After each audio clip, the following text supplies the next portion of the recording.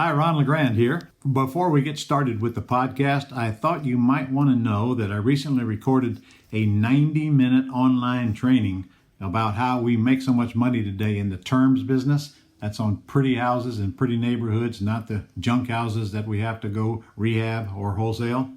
I go through step by step on exactly what I and thousands of my students are doing right now to make the fastest and the easiest money in real estate without using your money or credit. If you're interested in doing just that, go to thementorpodcast.com/free training. See you there. Welcome to the Mentor Podcast, where the most highly motivated entrepreneurs come to get their weekly dose of financial stability with host Ron LeGrand, as well as other nationally recognized thought leaders who will teach you how to get, grow, and protect your wealth. Hello, everybody. Welcome to another edition of the Mentor Podcast. Today, I have a very special guest. His name is Gabe DaSilva, and we are going to be talking about how we're going to add money to your net profit when you renovate houses, because he's got a very unique plan that he's figured out what to do up there in New Jersey. And Gabe, I don't know anybody better qualified to tell them about you than you. So you give everybody your background and how you got here. Yeah, sure. So I've been in the fix and flip space for 6 years. Before that, I had a run in food service as an owner operator of a restaurant. And before that, put it there, pal, put it there. Yeah, that's how you learn the value of systems and processes. You really don't have a choice in the food service industry. And it really conditioned me to do things in a systematic fashion, because inventory turns, right? Food turns in a week.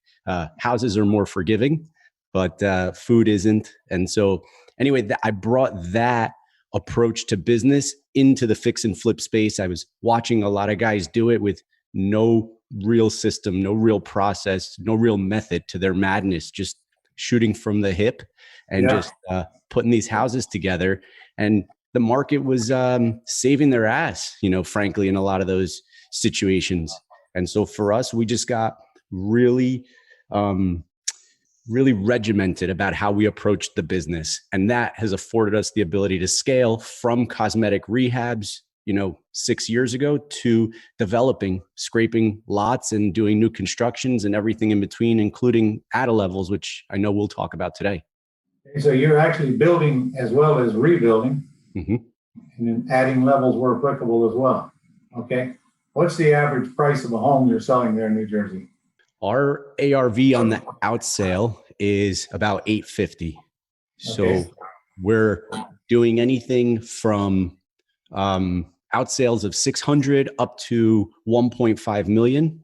And we're buying anywhere from maybe 185 through to 550 is probably the most expensive house we've recently bought. Okay. And that leaves you a lot of room to make a profit, Yeah. Yeah, cost. Okay.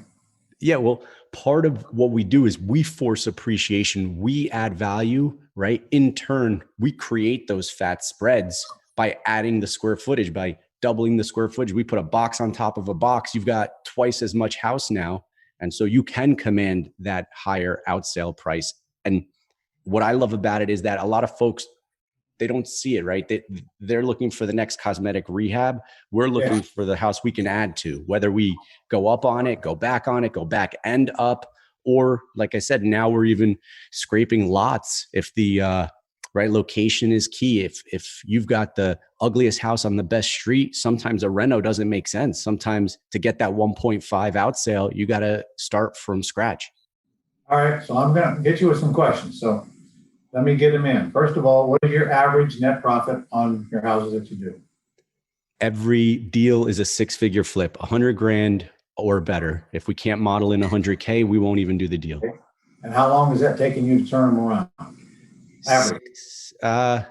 9 months on average. We've done them as fast as 4, and we've carried 1 or 2 over a year.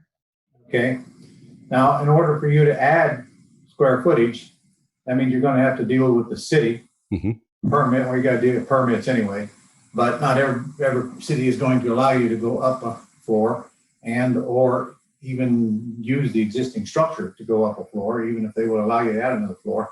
Do you have any problems with the city on that as a rule? Yeah. So every time you're doing your first in a particular municipality, you're going to have a challenge.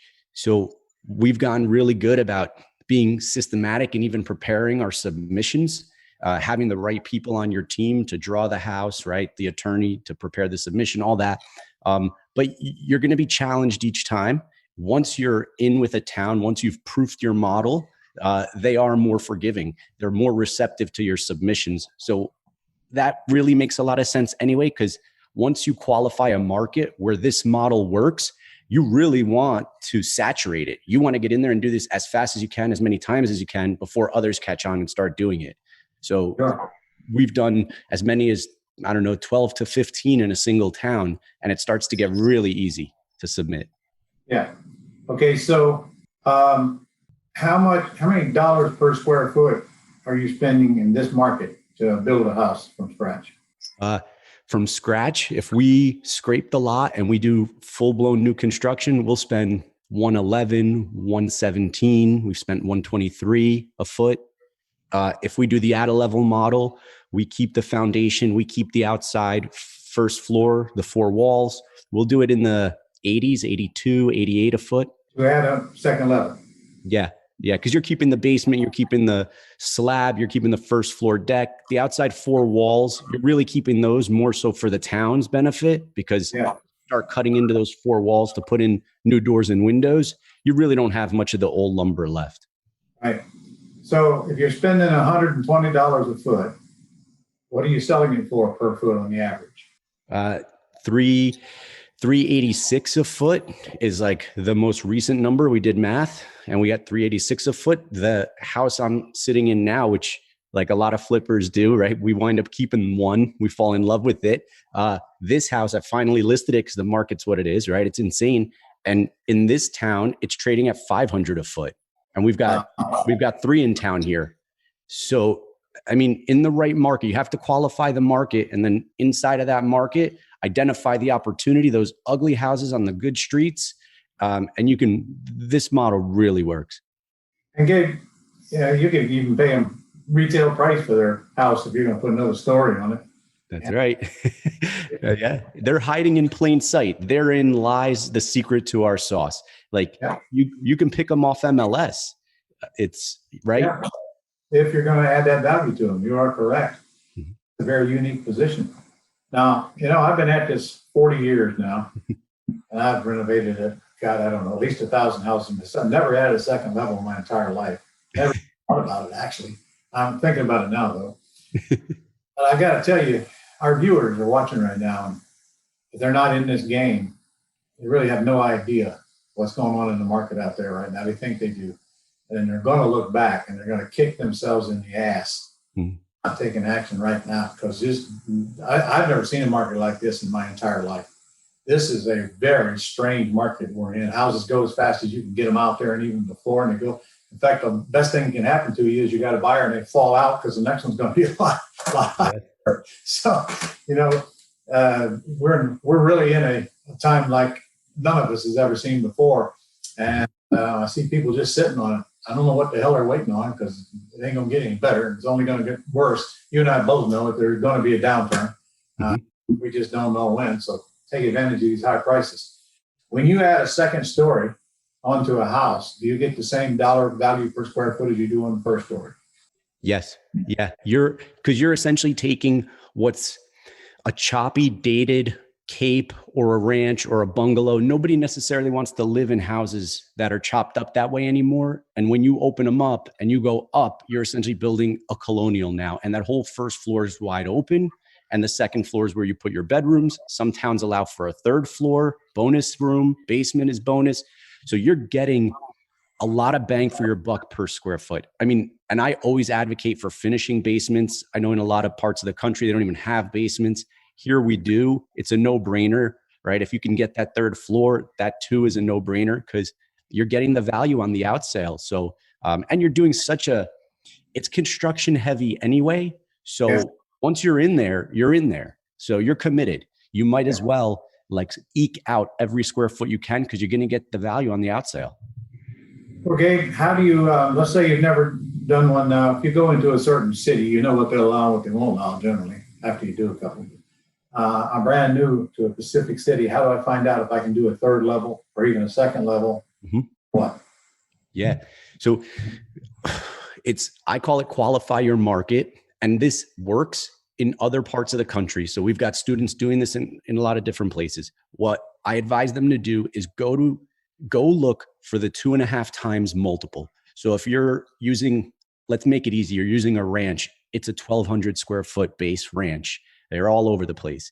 If in that market, a comparable colonial that looks like that ranch, but twice as big, a 2,400 square foot colonial is trading for 2.5 times what you could buy the ranch for, you've got a market where this model works. So that's how I advise people to do it. Just use that 2.5 times multiple. If the ranch is 200,000 in your market and the comparable like doubled colonial is 500 or better, like this model works there. Yeah, you're assuming though that the city will allow us to put that 2-story where our house is. Not, we know that 2 stories are built, but sometimes they're not going to allow us to do it in a certain area of the city. But you can verify that before you close on it. You just are assuming that it's going to be okay when you make the offer and get a contract from the seller. Then you go verify it with the city. So, yeah, it's zoning. It's R1, R2, R3. It's in each town where we're active.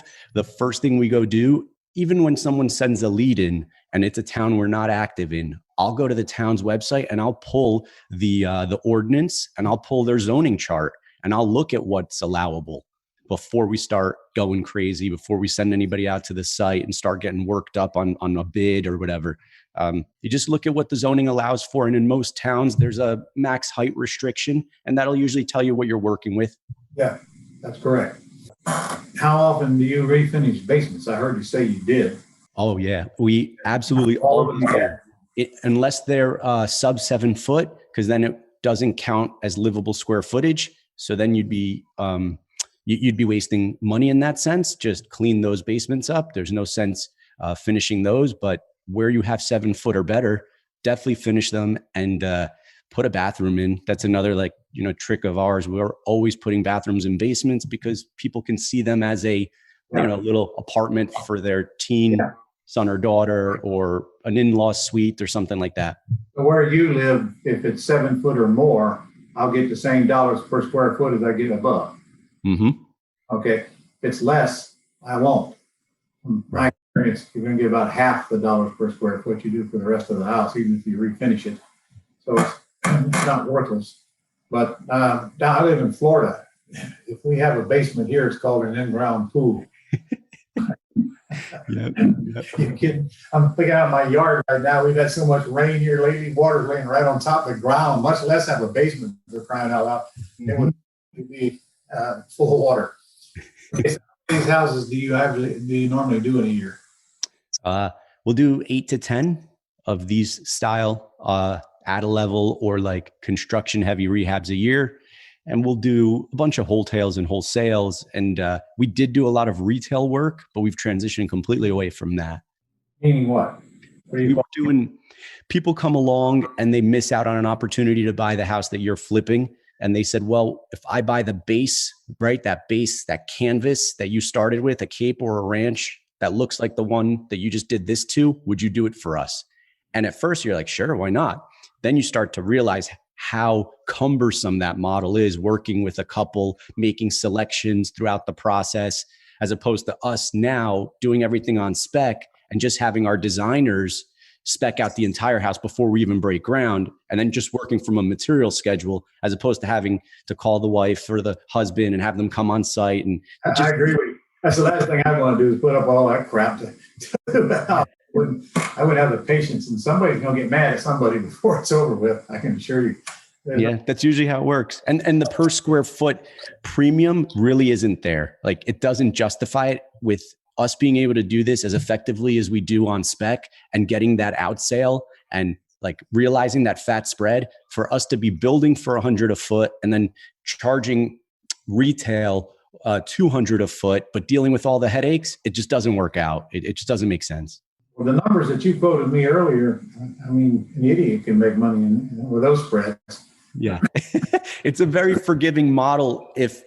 Like, you have to make a lot of mistakes. Granted, the mistakes can be bigger, right? Like, if you do something wrong, it could easily be 1,000 or 2,000, or God forbid, something like with regard to mechanicals, it's a $10,000 mistake, but you have to make 10 of them, right? You've got to make over 10 of them before you're even tapping into the equity. It's all about the math, isn't it? Mm-hmm.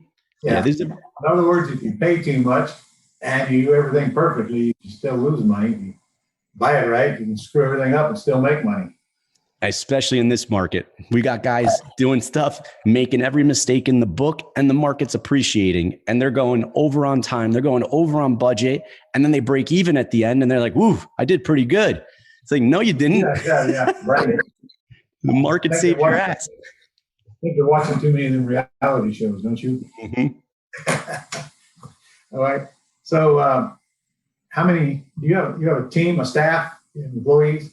Yeah, we're super lean. We outsource. Everything is trades. So we sub everything out. We're a licensed new construction home builder. We're a licensed GC. We're insured. We pull all our own permits, but then we outsource everything to trades. So I run lean. We're a 4-person team.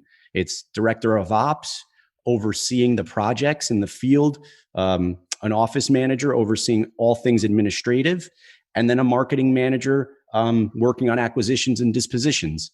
So you can go pretty far, pretty fast with a lean team of 4 in this space. So you are hiring contractors, not having them employed by you. Exactly right. And then tapping their insurances. We're insured as well, but you get you tap their labor, their insurance, their trucks, their equipment. I don't want to maintain any of that. That's if you're doing a lot of retail work, like back to our earlier point. If you're going to do a lot of retail work, then sure, you want to have a carpenter on staff. You want to have a plumber, an electrician, but not for this model. It took me about 3 years to learn that back in the early 80s, Gabe. I used to have the pick 'em up trucks with all the stuff in it and all the equipment, and I'd buy carpet coming down from Georgia, and I'd buy appliances when I got a chance, and I'd store them all in a warehouse. And I saved money, I thought. Turns out I didn't. When I wanted something, I couldn't find it. If I did, it was the wrong color or roof leaked and it got wet. Other people were driving pickup trucks. I went down to renew my license one day, and they took it away from me because one of them had an accident, didn't even report it. Didn't take long. Pressure washers coming up missing. Oh man, you are preaching. I've been there. I wished I had spoken to you before I did all that stuff, before I like inventoried material in a warehouse, before I bought my 23rd shop vac, because those like to go missing. It doesn't make sense. It's like, put the onus on them. They're professionals. You wind up getting a better quality craftsman that way anyway, because they have all that overhead. So they know they need to be efficient. They know they have to be good, as opposed to being your dime. You're not always going to get the best craftsman. And you're paying them by the job. You're certainly not paying them by the hour. Mm-hmm, right. Longer to get the job done. It's on them. It's them that's losing the money, not you. So when you hire a contractor to go out and do a job, how often do your people go see the house? My project manager's tasked with touching each project each day. So he can run 8 projects pretty effectively and efficiently, as long as he's not getting sucked in on these jobs, which he shouldn't be. If he's doing his job right, he's really putting the right people in the right seats and letting them execute, and then just showing up to make sure things are happening. Make sure that people are doing what they said, saying what they're doing, that they're on the job when they say they will be. So he's touching projects every day. I don't necessarily have to touch projects weekly. I like to, if they're close, but if they're not, photos work too. We just use Slack. We leverage technology, and we shoot videos, we shoot photos, and I can drive from here, from this office. You sound like me back in the old days, grossly over managing the process. When I renovate a house, Gabe, I visit it twice. I visited once to see if I want it after the offer's accepted.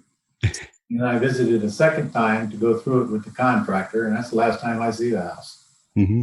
I don't go out and look at it when it's done. I just trust the contractor is going to get it done because he's not going to get paid till he does. And obviously, somebody's going to do the inspection on it when it is done. And I make it very, very clear up front. If I or one of mine goes out to the house and it's not done, and you say it is, there's $100 that I'm going to deduct from your final draw trip that you asked us to make. And then in my case, at least I used to do this. In this market, may not even want to do it, but I always listed my houses with realtors, and it was always a female, because a female can tell when the house is ready to sell, and a male cannot.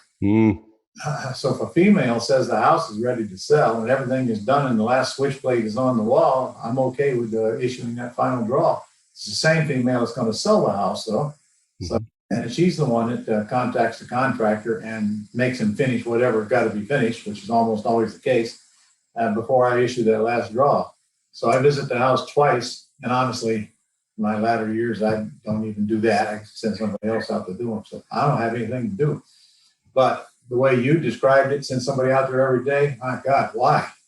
I mean, That's a contractor's nightmare right there. They don't want somebody looking at it every day. Again, if I'm hiring this person and they're going to be done by X time, and they're not done by X time, I'm going to put in a late penalty for them per day anyway. And then there's a default date by which I can fire them. And in my contracts, I even have a provision if they put in a mechanics lien on there for something that they haven't done, there's a $10,000 penalty in addition to whatever else I can get by law, because we all know that's a pretty strong lien. You can't sell a house if you deal with that contractor, and they know it. All I did was take a look at all that crap that used to go wrong and fixed it before we even get started, eliminated all that grief. So anyway, got off on a tangent there, but having houses can be a nightmare, or it can be very easy if you let other people do what they do best and learn how to hold them accountable. In fact, I'm going to do a class on how to handle contractors, and we're doing a massive income strategies thing in the 1st of September. And this is the first time that I decided to put this in, because if you don't handle them, they'll handle you, won't they? Yeah. Now, of course, I'm sure every contractor you ever hired done exactly what they said they were going to do when they said they were going to do it, right? That's that's probably, thinking on why we touch projects as frequently as we do. It's our way of holding guys accountable. And so if they know he's coming and he's going to touch that project each day, they're more likely to show up when they said they would. And I just have a thing about losing half days. Like, they say they'll be there in the morning. They're not. They come afternoon. And it's like, if he's there and touching projects early in the morning and who's ever supposed to be on site's not on site, he's crawling up their ass and making sure they're there. I hear you. But then I got to say again, if my contract says it's got to be done by X date, what do I care what time he shows up to work? Yeah, right. I'm penalizing if he's late. And that's part of the upfront agreement. So I learned not to micromanage like that.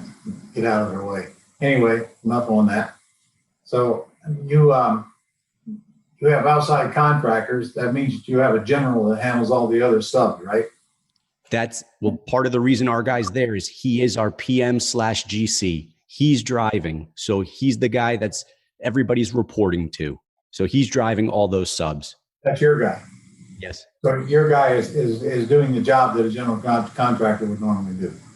And part of the reason we did that is because the GC premium on a job this size is pretty significant. So by bringing a guy in-house who's project manager /GC, you're banking 20% of overall construction cost. And at 4 projects is about the threshold where that makes sense. So that's why I in-house GC. Your GC's going to charge you 20%? Yeah. Well, it's overkill anyway. Yeah. I pay 15%. That's the right number. 15, 18, 20, 25, 30. Like, the numbers are getting outrageous. No, I agree. Take that control of that. I had to face those numbers. What's your average renovation cost? $225. $225? Well, that's a pretty good amount of renovation. That is a lot of money here. Given in my case, my average renovation cost is $40 to $50, so I don't mind it so much. But I'll probably take another look at it too. But I'll tell you right now, I'm not going to be that person managing all those subs and getting them all there and getting them in order and all that crap and following, make sure they get all the paperwork done and their inspections. So I think you got that one nailed. All right. What's the biggest mistake you made so far in this business? I think you don't have to do what you did to get where you are to get where you want to go. A lot of times I became a one-trick pony, and it took me a lot longer than it should have to take the skills that I acquired doing a thing and transitioning them into the next phase of my evolution. So if I had it to do over again, I would go further faster. I would take what I learned doing a cosmetic rehab, jump into an add level, jump into a new construction, jump into commercial. Like, it's the time, the energy, the effort, the dollars, it's all commensurate, but the ROI is a lot higher. And what I found is that I spent a lot of time in these stages. I was stepping, and it didn't need to be that way. And so I would go back and I would cut a year out, like a year plus of just doing cosmetic rehabs, or a year plus of just doing add levels before I got to new construction, right? Like, I think I could have moved faster now looking back. Would you rather renovate a house or build a new one? Yeah, great question. Knowing what I know now, I would rather do new construction. Yeah, it is quite a bit easier, isn't it? It's just so much cleaner. It's Yeah, and it's new. Plus, sells for more because it's new. Well, if you, yeah, I think you just answered that question. What is your plan going forward for the next year that is different than the one for the last? Yeah, it's a great tie into that previous question. We acquire a skill set and you get really good at doing a thing, and then you wind up with the blinders on, kind of pigeonholed doing that same thing on repeat because it's generating revenue. And the real ROI is in taking that skill set and applying it to the next bigger asset class. So we're doing commercial fit outs, and we are looking at big multifam development deals. Like, if you can flip a house, you can flip an office building. If you can build a duplex, you can build a cul-de-sac. If you could build a cul-de-sac, you can build a 40-unit mid-rise building. It's all just sticks and rocks. At the end of the day, it's not that much more complicated. And the things that are, you hire the pros. You source the right talent to fill gaps. Yeah. I'm working in commercial right now with students. In fact, we're closing on a property we're going to develop this week into at least 87, probably more like 125 lots. I've done a lot of development. In fact, prior to 08, I had 32 developments going on simultaneously in 9 different states prior to 08. Okay. Wow. I don't want to talk about after 08, but we were developing a lot of stuff. Do you do any training for folks? Yeah, we do. So it started just people watching us. I was really good about anything worth doing is worth documenting. I was documenting my journey, disseminating it on social media. I had folks calling and asking, hey, can I shadow you? And that just started a couple of ride-alongs. And over these 4 or 5 years, it's evolved into a full-blown curriculum that we teach. We teach it via Kajabi. I teach it via workshops. We'll do it via Zoom. It's called the Fix and Flip Foundation formula. And it's what we do. It's our find, fund, fix, flip model. And yeah, I teach it to folks, and we've got a bunch of students using it in different parts of the country. And it works. It works in as far as Canada. We've got somebody in Canada doing it.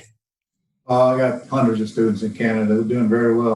Biggest boot camp I ever did was in Edmonton, 460 people. Yeah. All Canadians. That was a sea of people. So let me see, if I'm not mistaken, they can go to thementorpodcast.com/Gabe. Information from you on how you can work with them. Is that correct? Yeah, it'll route them to our Flip Tips book, right? That it's in the background here. You guys can see it if you're watching this on video. It's the 100 mistakes I made over the first 3 years flipping houses. I documented each one and bound it into a book. And so it's free, and they can download it at that link that you just gave them. Okay. All I see is that ugly picture over your right shoulder. I guess it could be a little creepy. I mean, I've walked in here at night and been startled. So. All right. So that is thementorpodcast.com/Gabe, Gabe. You guys want to learn the other side of the business, the pretty house side of the business called the terms business, you can go to ronlegrand.com/terms and watch about an hour and 15-minute training session I did on that. And you should know that there are multiple ways to make money in real estate. What Gabe does is one, my terms business is another, wholesaling is another. And we could have a whole nother discussion on wholesaling. And I could tell you about how many of those folks out there are just going through, you just mentioned it, they get so busy doing the same thing, they just don't do anything else. And next thing you know, years go by and got nothing to show for it. Maybe you made some money, but spent it. Mm-hmm. Pretty much back in where you started. So anyway, you got anything, any piece of brilliant advice you want to share with our listeners before we end this today? Yeah, I'll take it back full circle to where you started. It's take action, take action in the direction you want to go.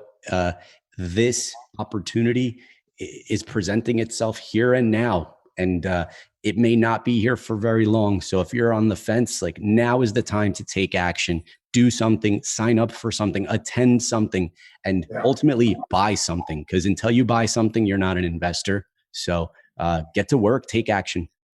Okay, couldn't agree with that more. Well, I thank you, sir. Appreciate you taking the time to spend with us today. I know our folks got a lot out of this one, so keep at it. Thanks, buddy. Thanks for having me. You're good.